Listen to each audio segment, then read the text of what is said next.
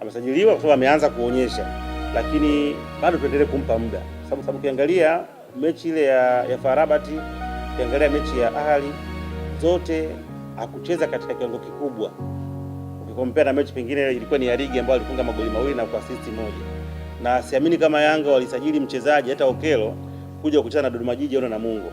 Maana yake ulisajili wale wachezaji ili waje kuongeza kitu katika michuano ya kimataifa. Lakini angalia Damaro ambacho alikifanya katika michuano ya kimataifa, muangalia Okelo mpaka saa hizi ambacho anakifanya, muangalia Depp. Kwa binafsi nafikiri bado ni wachezaji ambao ni wa kawaida katika level za kimataifa, lakini katika ligi wanaweza kwenda kuwasaidia. Kwa upande wangu mimi nafikiria hivyo. Mimi nafikiri issue sio kufeli, issue ni kwamba una hiyo fandi.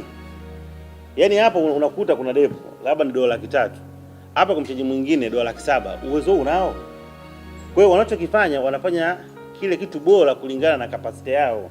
Yaani tunasajili katika level ya kawaida. Ukiangalia juzi nilikuwa naangalia mchezaji mmoja alikuwa yule Belkane yule kiungo namba 8 namba 6 yule. Ameenda Libya. Simona Kamara, si ndio? Kwa nini Simba Yanga hakumuona?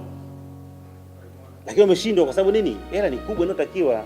Kwa hiyo hawa viongozi wetu wanasajili hizi timu kwa kutumia bajeti ndogo. Kwa hiyo ukisajili ndio kuna mawili. Kuna wakati hata click, kuna wakati hakuna kitu, kwa sababu sio watu ambao wanaweza wakakuashua 100%. Angalia disha kubwa ambalo Yanga alichukua watu wangapi? Mpaka sisi anabakia na watu wangapi? Kwa upande wa Simba tasemu alichukua ngapi? Kabakia na wangapi? Kwa hiyo ni biashara ya kubahatisha.